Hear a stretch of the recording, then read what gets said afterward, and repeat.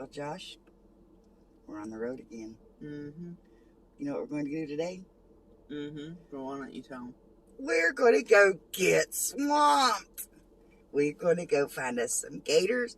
We're going to take you all with us, and I'm going to introduce you to some amazing people.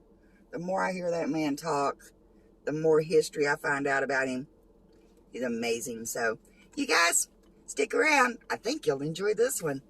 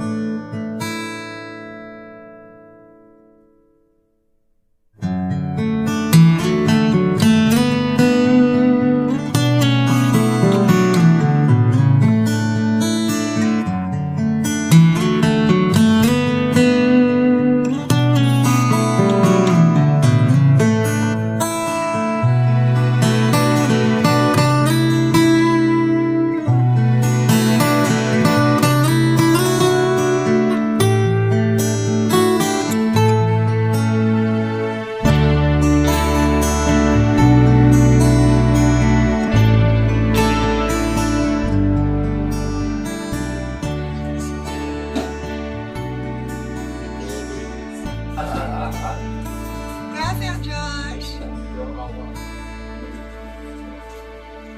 What did it do? Did it suck up the sand?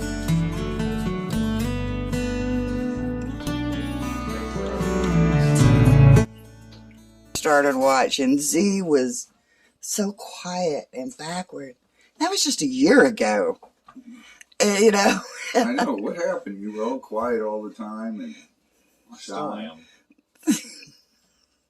You're just forcing me into the spotlight. That's the only change. Maybe he's getting older and he's slowing down a little bit, and now you can get a word in edgewise. No, you still can't. So anyway, Let me know when you're ready, Ma. just film. You never know what you're going to get with this bunch. That's true. So, Robbie, how long have you been, what do you call it, in the conservation of the gators or the animals? My whole life, really. It all started with animals when I was real little. I think I was 8 years old when I got my first snake and stuff like that. Got into big cats and primates when I was 16. Just, it all started, I've always been involved with animals somehow or another. And then I went on into, I played sports, and then I went on into music. And That's what shocked me the other night. I was watching you on Conkeys, and you was talking about the music history that you had. Yeah. And that was amazing. You want to touch on that a little bit? Said everyone knows, that knows me. I moved out to LA, and I was friends with CeCe DeVille, and ended up working for his mom, and then ended up working for him, and was his personal. Lived with him at his house in Hollywood and had fun. Just lived the rock and roll life. Now, Z, you're how old now? You just had a birthday recently. 21. 21. So I get put this as a dad. I say you've been doing this all your life. Yes, I have. I was born here on the farm and raised in this. Now, is it, and I don't mean to sound, is it become a passion of yours? I would say it hasn't became it, but it did grow over time, and I'm enjoying every bit of it, yes. You have a heart for the animals and stuff too. I mean. And all three of my kids really did stuff with animals. My daughters still take care of the birds and everything. They just have different things they're doing as well. Robbie, of all the animals you've got on the farm, Z not included, what is your favorite, I should say, favorite species? I really don't have one. I was about to say Sean. Yeah, right. I really don't have one because I enjoy everything. I love crocodiles. I love venomous snakes. I love harmless snakes. I love everything. You know, the lemurs and just everything. I don't have a favorite thing. Cuban crocodiles are my favorite crocodile species, but I really don't know because Zabu, Jupes, There's the so much. ringtails. There's so much variation and also personality to each one of them. Yeah. So you can't really pick a favorite. Yeah, Tebow. It's all. Right. It's like a parent having a family. You know, you don't have a favorite child. Yeah, because I don't each know one, if I were to have siblings. just be thankful you're an only child, son. That's why I said if I would have had siblings. But that's what that was leading me to the next one. Do you see the different personalities come out in each one of the animals? Oh yeah, You know. yeah. Animals are just like people. They all have their own personality. They all have good days. They all have bad days, and you just roll with that. That's what people don't understand. Animals are so much like humans. It's scary, and people don't get that. There's certain people that do get it. You know, they have dogs, they have cats. It's part of their family. But it doesn't stop there. All animals are like that. They're living things. So it's going to have its own personality. It's not going to act just like how we've been taught to, you know, every animal acts on instinct and instinct alone. It's simply not true. Well, yeah, so when we were growing up, we were under the impression that, like, gators, you know, don't get near the water, they'll attack you, you know. Hunting machines, yeah. And then, I mean, it's like even to the point where, you know, if we were out camping, don't rinse your plates or something in the water, you know, don't even go near the edges of the water. It was that frightening. Right. And from watching you guys in Gatorland and Savannah and all of that, I'm learning that, and then being out on the water, Yeah. you know, gators are no more interested in us than, you know, the man in the moon. Yep. You know, It's just like we go swimming in ponds and rivers around here with gators in it.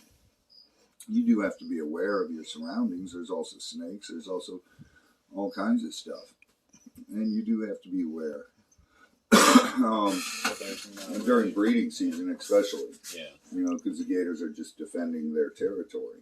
They're not thinking of you, well, I'm going to go over there and eat this person. No, they're thinking of, There's no intent. why is there something in my area? Yeah. right.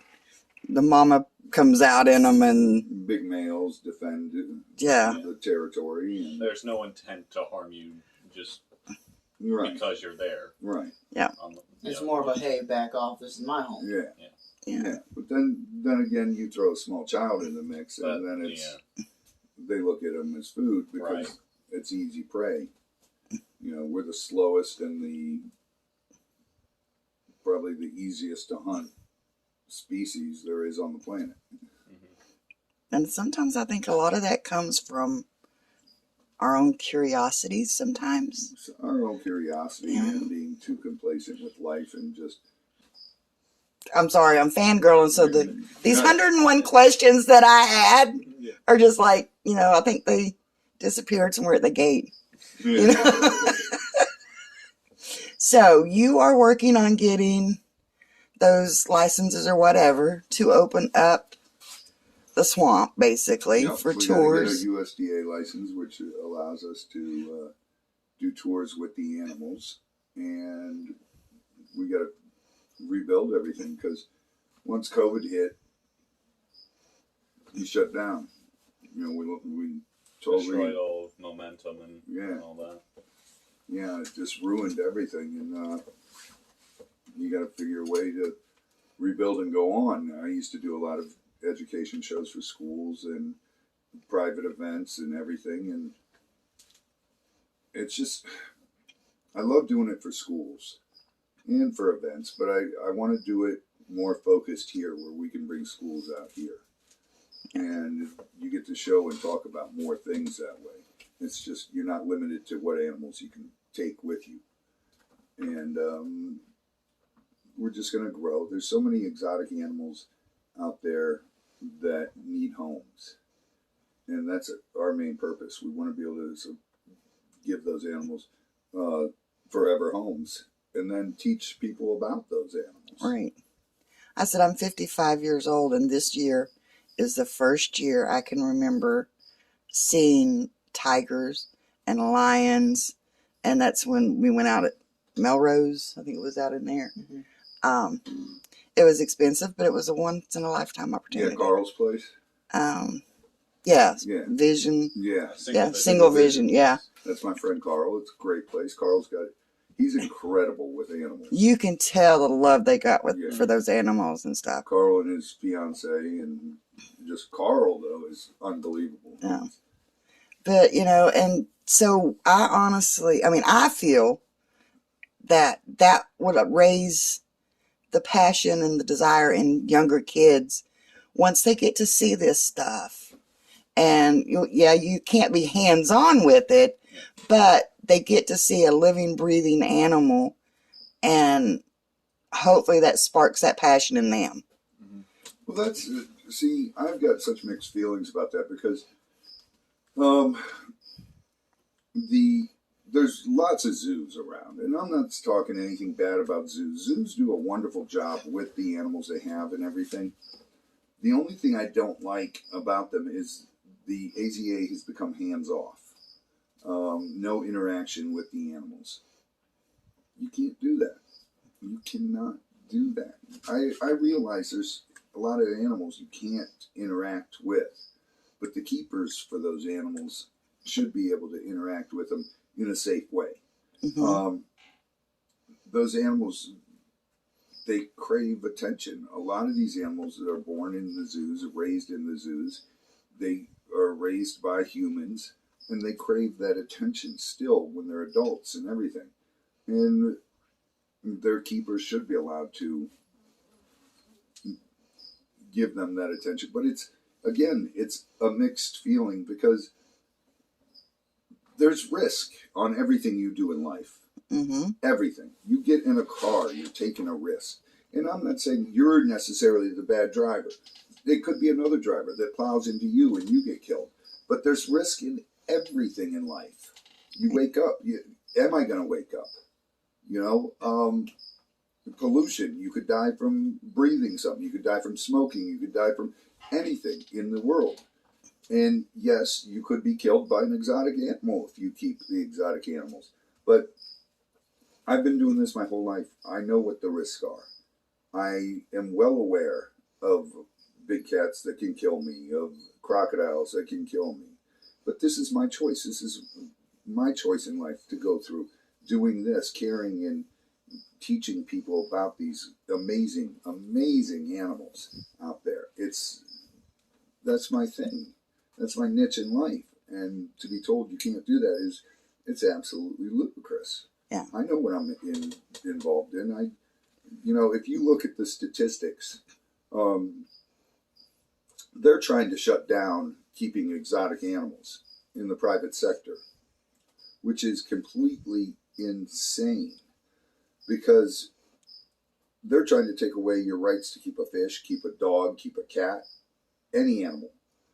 And animals, in my belief, were put on the planet, and so are we, to coexist. And plus there's other, there's animals that supply us with food, and... Well, if animals were not important to the human species, and, this may rub people wrong, but why would God tell Noah to put 2 of everything on the ark? To ensure they were there. Yep. Why? And it's people always, you love animals so much, how can you eat steak? How can you eat? That's crazy. It's insane. And the thing about it is, if people choose to be a vegetarian or a vegan or whatever, it doesn't bother me. Go ahead. It's your life. Do it. do what makes you happy, but don't tell me I can't do what makes me happy. Right. You know, Don't tell me I can't enjoy steak and potatoes. Right. I'm a steak and potato kind of guy. You know, and you get so many people fight for this, fight for that. Good. I'm glad you have a passion. I'm glad you do, but wow, just Sometimes they get a passion for things. They don't do it in they the get right carried away ways. with it. Yeah. You know, and I understand it because there's fights going on all the time about keeping exotic animals, and I'm very passionate about that, and I fight for the right to do that.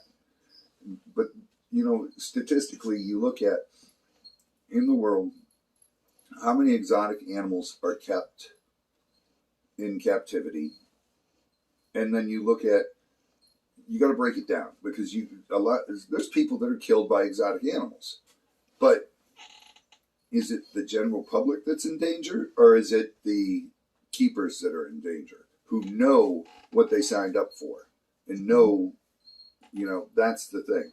If you go back to the 70s, you didn't need permits to keep a cat. When I grew up in Ohio, I had a guy I worked for, had big cats, had apes, had everything. And that's where I used to go take care of baby animals and bottle feed and everything. And my parents knew what I was doing. I was bringing home baby leopards, baby tigers, baby lions, and bottle feeds, and baby bears. The shift is protection of the group instead of, you know. It's when something happens, they punish the masses. Yeah. We're not children. We're not in grade school. You don't punish the whole class for something one kid did. Mm-hmm. You know, and it just boggles me how we've become this society where, oh, he's doing it. Punish the masses. Just end it. Because this guy's doing it wrong, they all must be, you know. It's like people Having that drink an and drive. example. Are you going to punish everybody who drives? No. It's someone showing a bad example and then just saying, okay, you're not allowed to do that anymore. Right. People who drive who don't wear their seatbelts. You're going to say, okay, no more driving for anyone. Come on. Yeah. It's grow up and just live life and let others live theirs. If they're not harming other people, what is the problem there? You know, the fact of the matter is a lot of private people have learned to breed animals better than zoos have. More animals have been bred in private collections and learned how to breed that species in private collections than they have in the zoo community. Simply because, say, I like lemurs and crocodiles. He likes lions and tigers and bears. Oh my. I was like saying that. Yeah, he, you know, he's doing just those. I'm doing just what I'm doing. And the zoo's got everything. So they don't have the time to work with this species and figure it out. Where I just figured out how to do ringtail lemurs, or I just figured out how to do black and white ruffs, or Cuban crocodiles. And he learned how to do tigers or lions. More specific. There's more time for specialities. Right, right. Yeah. And then the zoo community learns from that, and it ensures that these animals are on the planet forever. You know, the simple fact of the matter is we, the earth grows, as the population grows, guess what disappears? The animals natural do. habitat. Mm-hmm. When natural habitat disappears, the animal either learns to coexist with humans or else disappears. And once it's gone, once extinction hits, it's gone forever. You can't have that. You have to ensure that animals are being bred, and even if it's for zoos all over the place and private zoos and stuff like that, it's still here. You know, if everything, say, tigers is a perfect example. A male tiger needs about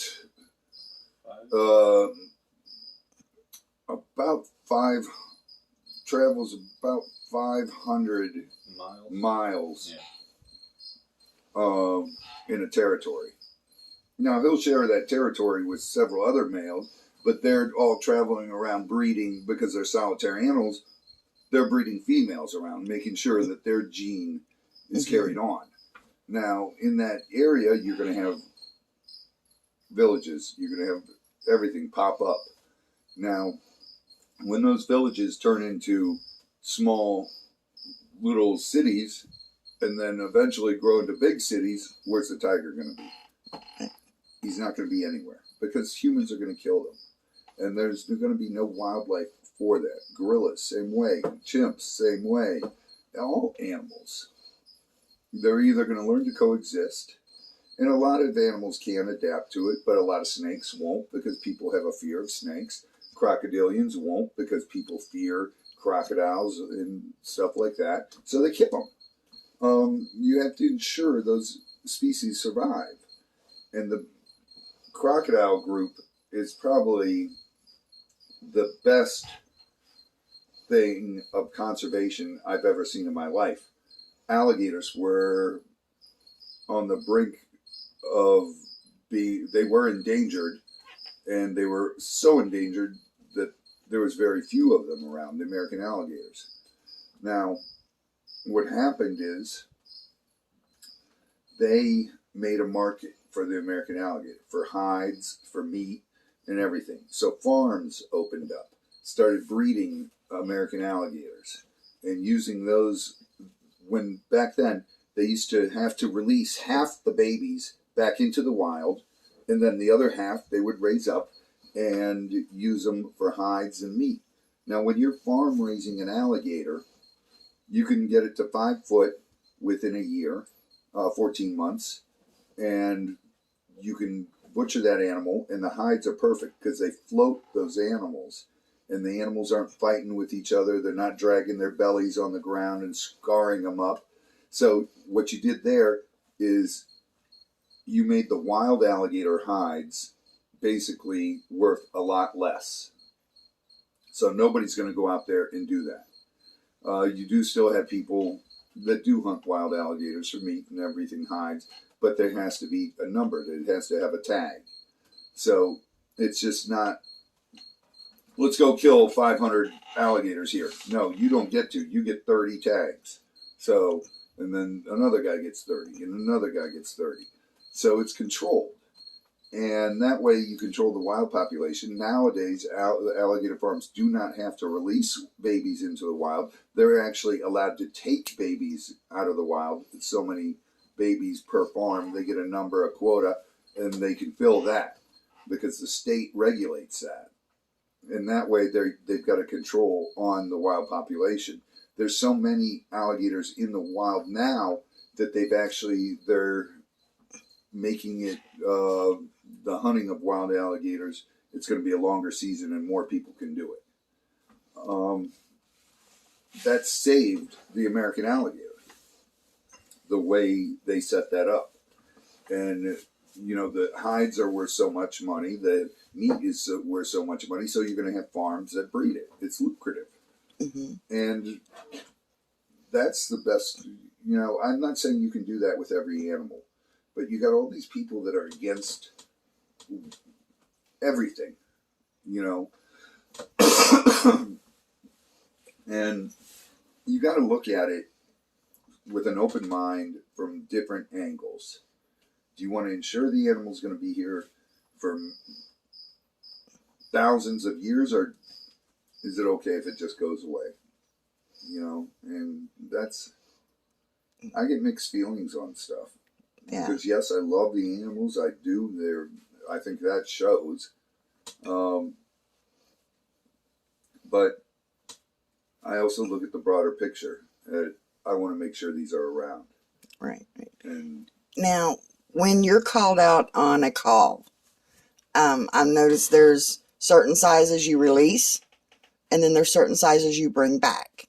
Anything under 4 foot and under, we release. We relocate.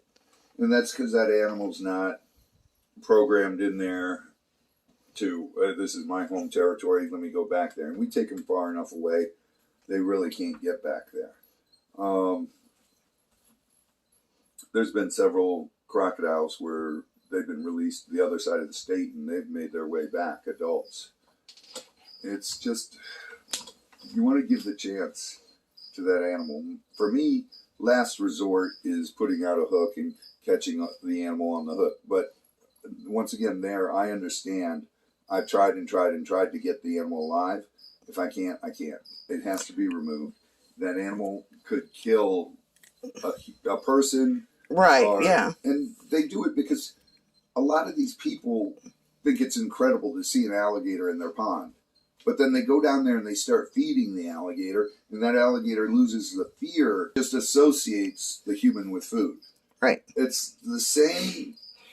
People are like, oh, so they think it's a piece of their body falling off. No, not necessarily. It's the same aspect is a lot of you have dogs. Now, have you ever owned a dog where you set his food bowl down and he gets defensive over his food? It's the same thing. If you teach your dog when you're feeding, like our dogs, we sit there and pet their face. I can pull the bowl away. I can do anything. They don't try to attack me because we've taught them that. Mm-hmm. Otherwise, if you don't teach your dog, you set your bowl down there, they're going to, you go to grab the bowl, they're, you know, they don't want to lose their food. They want to eat. Mm-hmm. But it's the same with an alligator. Yeah. You know, now, here's a question I have for you. And I remembered it when you was talking about when you catch them on a hook. You were trying to take a PVC pipe mm-hmm.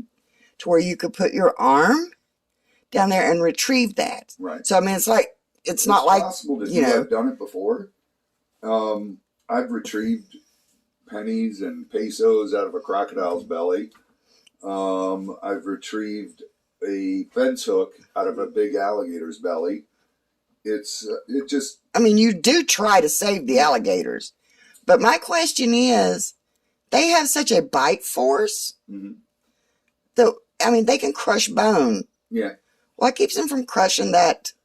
Because I know it's a thick thick walled. Open about this far, so it's not going to get a full bite. And when you've got it in there, and their mouth taped around the PVC, they can't. It doesn't give them the strength to crush it like this. And PVC, actually, you're putting it in there the long way, so it's got plenty. If you turned it this way, sideways, it could crush it. But since it's long ways, it's got the whole pipe there. It's a lot more dense, and it's harder to break that way. If you took a sledgehammer, the PVC. Well, a better way is like a pencil. Like if you were holding a pencil this way and you put your fingers like that, you can easily break it. Yeah, okay. You can't break it like that. Right, you can't break it like that. So you're taking the angle right. of the bite away from them. Yeah. And then you can put your arm down in there, and it's pretty weird when you do that because you can feel their muscles start to swallow your hand, and it pulls your arm down inside. It's really, really weird. I think the one time I saw it, Chris was doing it. Yeah. Yes. And I was like, oh my God. I tried. It's really... You tried? You would try, yeah. I would try it, as in I would try it. Yeah. It's really strange. It is definitely really strange. I watch your all's passion for the animals. But now let's not forget, you all are the same way with people. I love people. I love people too. And I'm the type of person that people are incredible. You know, and you can see it on our channel. It's so many of our subscribers are so incredible. And then you have same thing with animals. Like I said, you have animals and people that are great, and you have animals and people that are not so great. Yeah, I mean, that's it's one thing that I love about, your all show is you never forget to tell everybody the random act of kindness. And being a recipient of one of those was just... It's amazing. Yeah, it because... makes you feel great. Yeah. She broke down and cried. Yeah. I mean, I did. Minutes, literally. But to have a total stranger, do that for you, and you're like, wow, It's amazing. It's amazing, and it's like I've raised my kids the same way, their whole lives, always. And you guys, you get to see a little bit of what happens. I mean, you got to see a little bit of when we were at Gatorland. Z Dog, kids at the coin machine, and their mom didn't have a quarter or something for them to do it, and Z Dog's like, "Yo, here," it's just. I've packed like 5 of those machines. Yeah. Because I had like a pocket full of quarters. I'm like, okay, someone can, Yeah. It's something simple like that. It's something. Hey, how you doing? Or holding a door for someone, or doing what happened to us as a society. When I was a kid, used to hold doors for people. And it didn't matter the color of their skin, where they were from, or their religion, or anything. It did not matter. You showed respect to everybody. Yeah.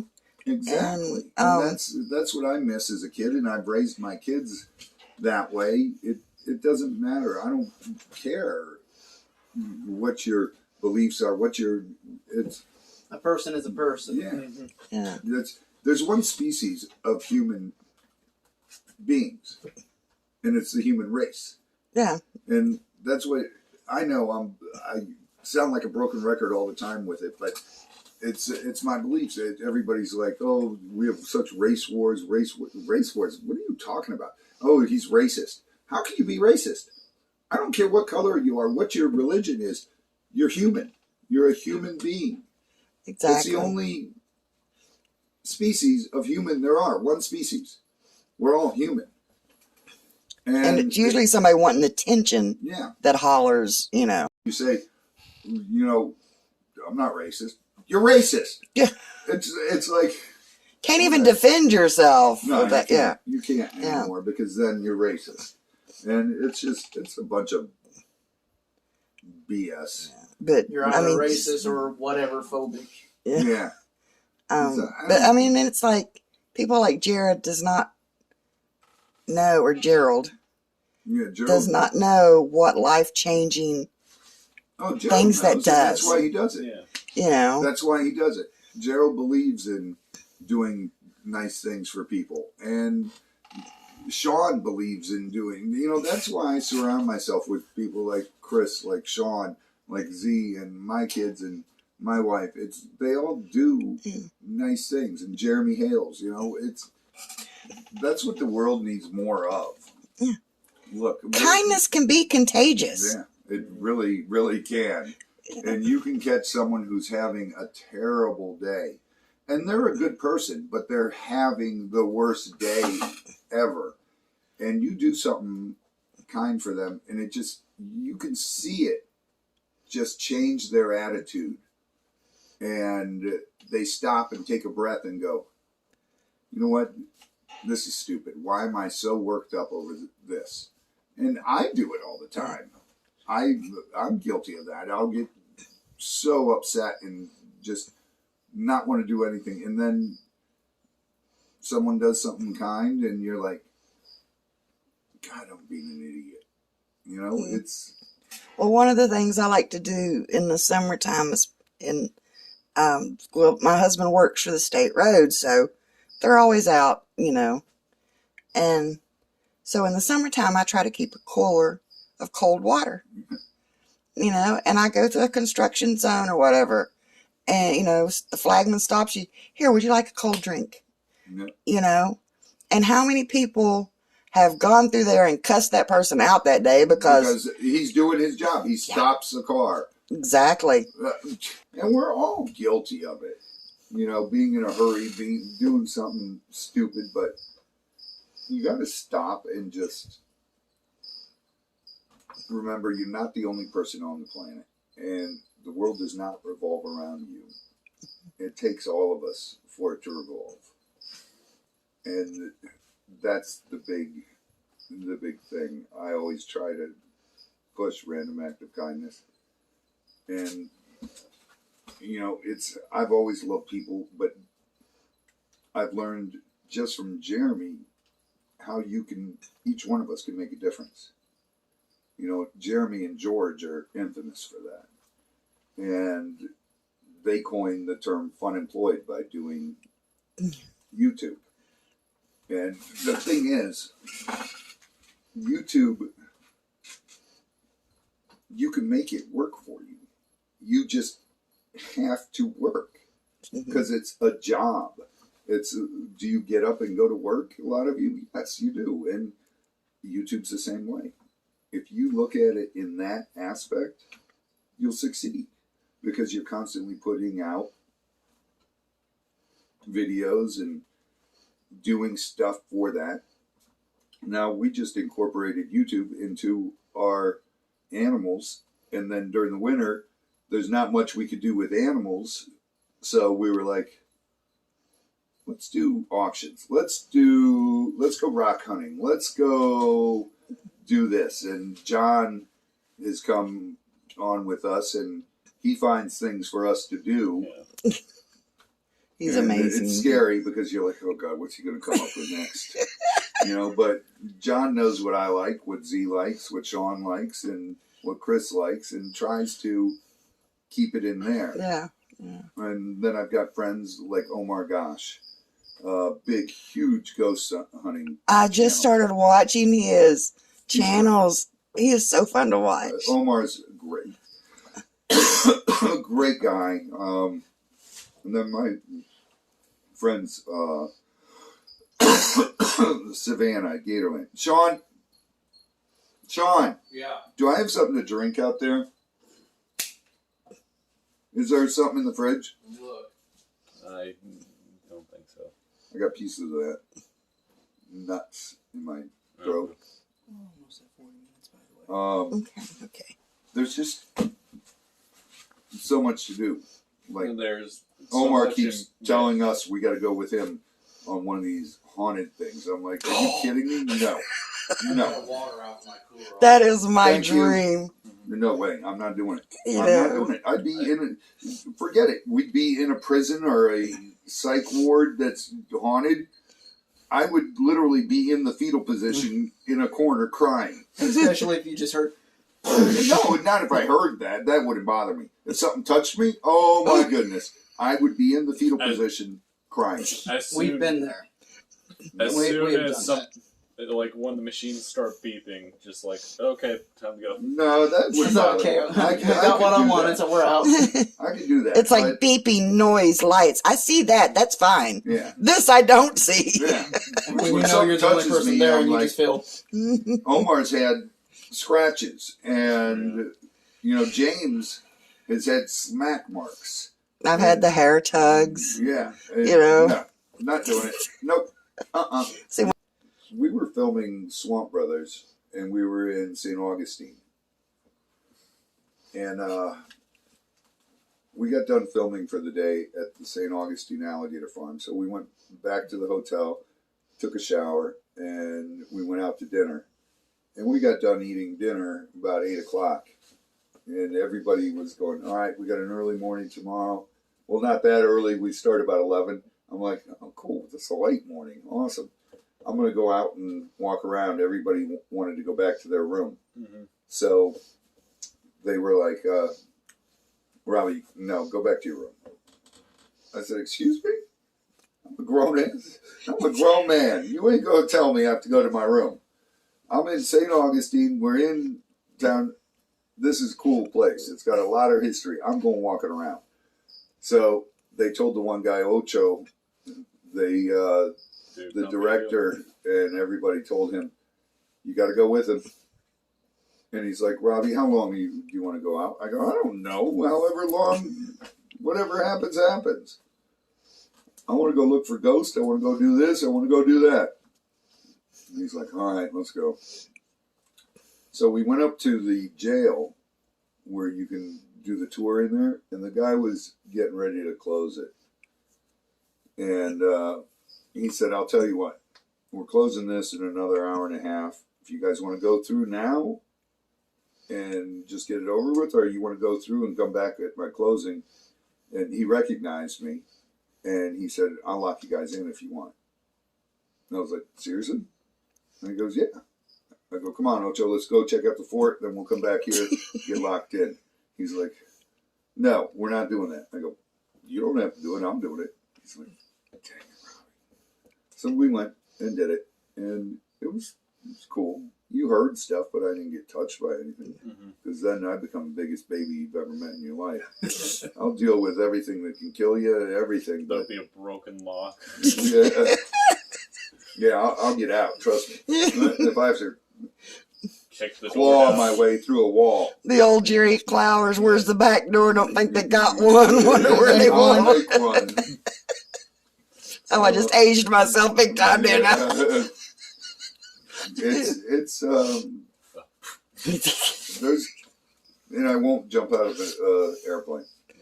See, that's what I've been trying to do. We've made several trips out to St. Augustine. I love St. Augustine. It is just mesmerizing to me. I've only been once, but I didn't get to do anything really. No, you just went to the alligator farm. Yeah. And so it's like I just released the lighthouse, in 2 sections, do the history parts and then, and stuff like that. But I try to bring in the history. But the lighthouse was the only one I really couldn't bring in the story of the history because there's so much of it. Yeah. So I just had to link it, That's tourist. St. Augustine, we got to go in the warden's house that's over right by the jail there. A lot of creepy things in there, but never been touched, or I don't know if these ghosts realize I'm going to get pissed, and they're just like, don't mess with him. He's going to come unglued. I've got tribal stuff from all over the place. And see, that's what crossed my mind when I saw all this stuff. But I've got a statue right there in the corner. It's guardian of the dead from the crocodile tribe in New Guinea. Oh. See, that's what I was noticing, though. A lot of your masks, they weren't... I didn't get an evil vibe from them. No, that's why we have a lot of crystals in here. And white sage and everything. It's a lot of... and I've got stuff from headhunters and everything. From Hebrew tribe in South America, from the Dayak tribe in Asia. Have you visited all these places, or just? The world. Have you ever sat and thought about writing a book? He's too impatient. Yeah, I could never do it. I'm ADHD, and just sitting here this long it's driving me crazy because I'm enjoying sitting here talking to you guys, but in my mind I'm like, okay, you got to do this. You got. I know. It's going, and that's why I lose my train of thought a lot when I speak. It's because my brain is constantly just going. What do you got to do? What has to be done? And the way my doctor described it, it's like taking the TV, turn it on, and just taking the button. Yeah. Channel after channel after channel after channel. That's what my brain is. Yep. And people are like, oh, I'd love to do the stuff you do. I'd love to. And what was it last Sunday, Sean? Someone said something, and I said, you don't want to be in my mind. It's a dangerous place. Dangerous. It's very dangerous. And I barely get sleep. And, if I do get sleep, it's restless. And then if I do get a deep sleep, it's like, let me sleep because I'm a couple hours at a time. And yeah, that's the rule at my house. If I'm sleeping, don't wake me up. It's no, I have to tell Z because I finally get to sleep about 4:30 in the morning, and it's like, and it works fine.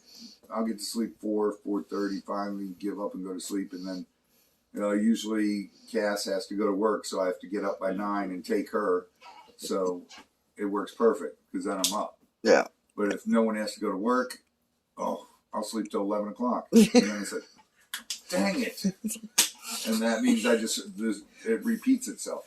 And then when I get up early, I'm like, all right, I'm going to go to bed early tonight because I was up early. Nope. It's usually down at brain says, full job. Yep. Been there, done that. So, yeah. It's insane. It's pure insanity in my head. So. And you got different personalities fighting with each other and going, you got to do this, you got to do that, you got to do, we got to do this. And it's like, oh my goodness, stop, you guys. It's like, focus. A very creative, very passionate person, Yes. It's just, that's who I am. And Mhm. it takes all these people inside my head to be that person. So I tell him I'm so awesome, there's got to be more than one of me. Yeah. You know? So, It but, just, it depends who you get that day with me. It's like, oh, is he going to focus or not? so, well, do you have any questions? I don't have any questions. Yeah. I'm just here as the cameraman. Oh, you're serious, Cameron. So, okay, guys. I thank you for sitting down with us. Of course. Because, like of I course. said, my dad was always big into hunting and fishing, but he was always like respectful of the planets and stuff. So he taught us from an early age, Who is- to respect nature and stuff like that. That's, people don't understand. They're like, how could you hunt? How could you hunt? Hunters are the biggest conservationists there are because they want to ensure that they can hunt these animals for Exactly. generations. And they want to ensure that they're still there to supply food for them. There's a concept of natural selection being put into it, right? Yeah. Yeah.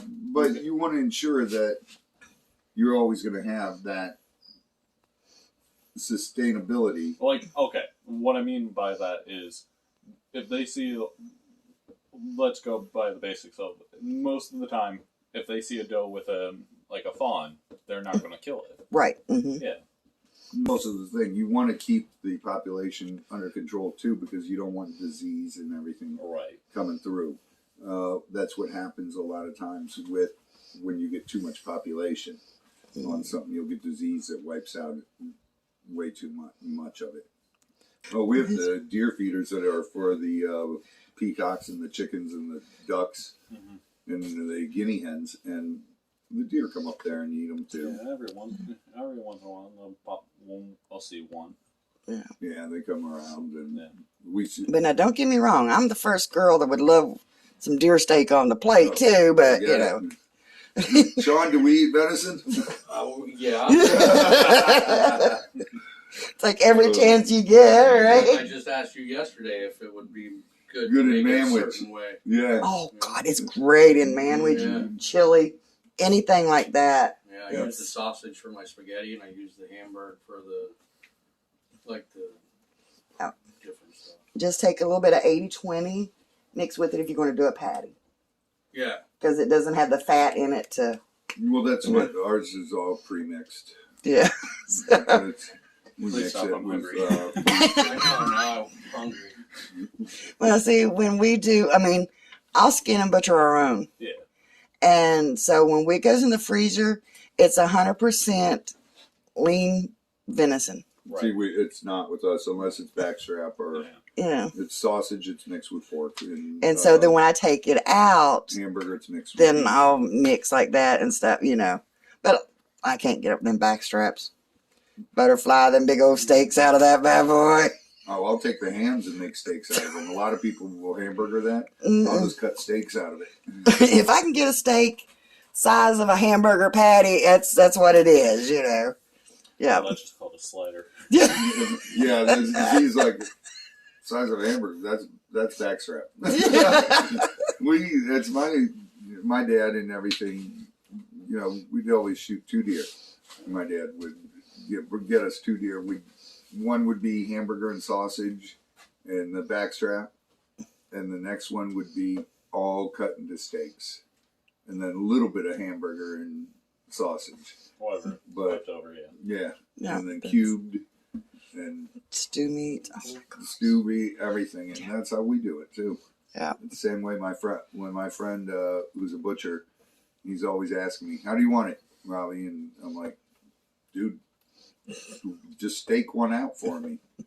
And he's like, "Seriously, all of it?" And I said, "Yeah, except for the scrap, and make that hamburger." And he's like, "All right." Yep. And he's like, "I never have anyone want to do that." And I'm like, "Dude, I don't care what. Dude, give me a big ham steak, and it's Cut them really thin into like little round pieces like that, really thin. Just fry them up. yeah." Oh, Dude, so little good. medallions or a big ham steak, the whole thing, and just, oh my goodness. Little salt, little garlic, garlic, salt, little pepper, I make cast iron skillet. Dude, I make everything on the grill. Sean had my steaks and all, and I come up with this. I have habanero in there, ghost pepper in there, and Sean's like, that's gonna be hot. That's gonna be hot. Is it? It's not too hot because you cook it. It takes a lot of the heat out, but it puts the flavor in. Just a little bit of sweat. That's I learned to cook on the old-fashioned, or cook the deer meat, on the old-fashioned wood-burning cook stoves back at our cabin that we go to.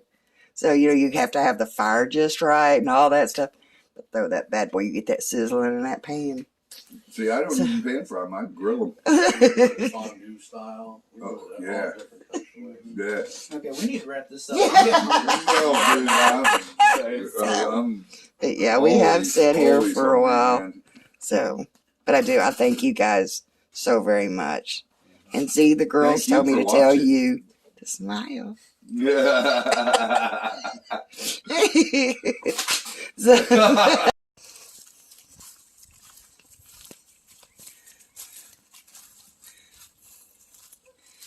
piggies.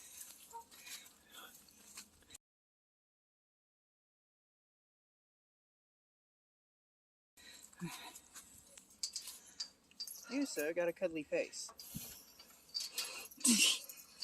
Like, yeah, come on, try to cuddle me. What is it? He's got cutters.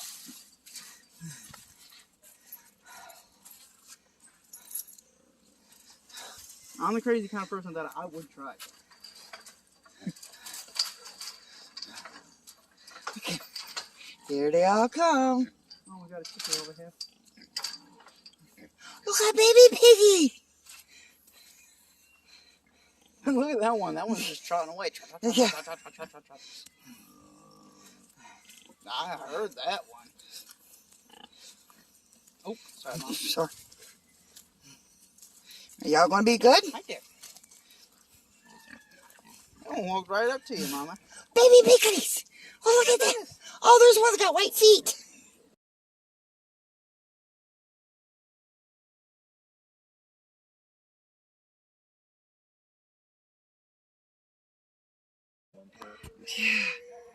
Don't vote. Oh, my word.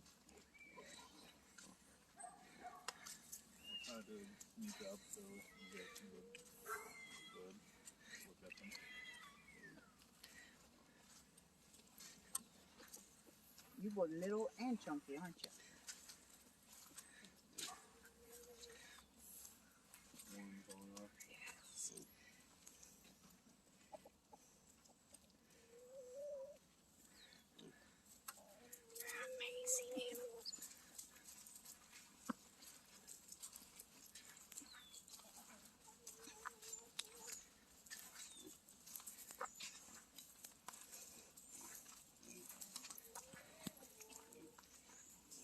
Follow him. Watch your step, man. Yeah.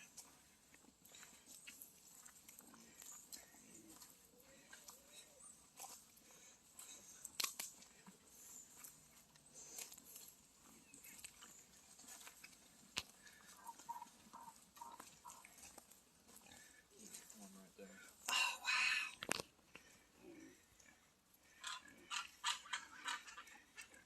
That's a big one.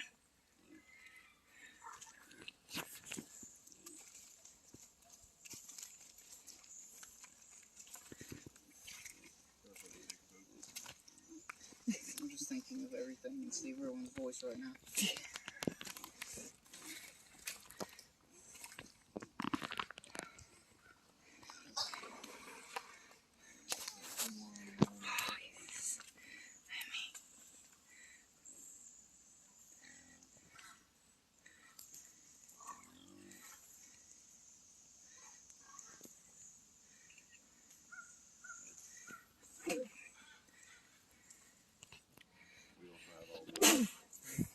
Sorry.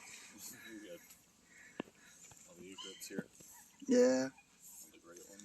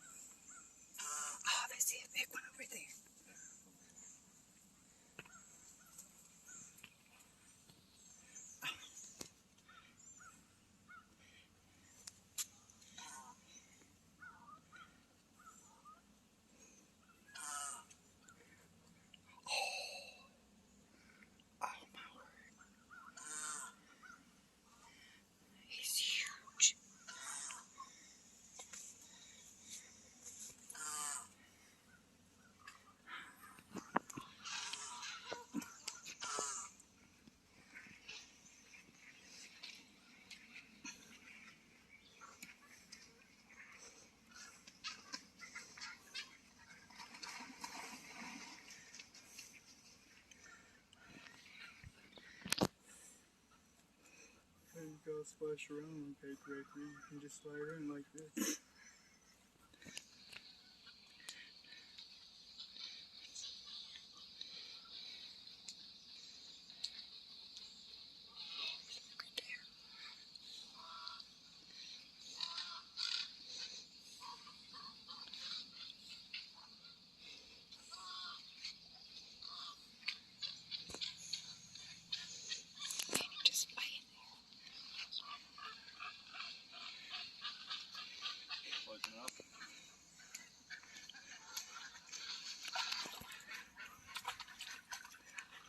Sometimes they like to splash.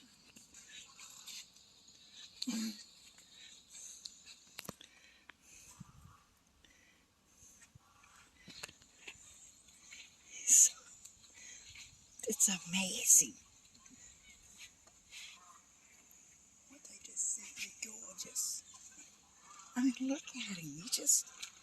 He's just like minding his own business, man. You were saying? That was perfect. That was perfect. He's just minding his own business. Now press off.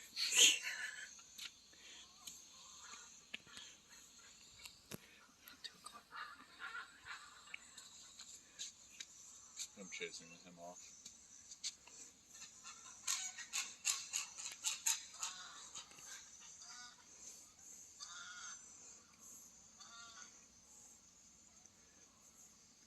They just glide so easily. Like,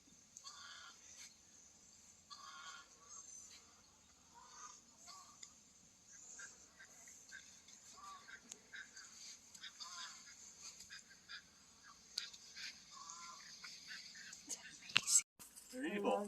Love ya. keep it real, guys. Always, always. Have fun, brother. You too, man. It was a pleasure being here. You're welcome in Interlochen and West Virginia anytime.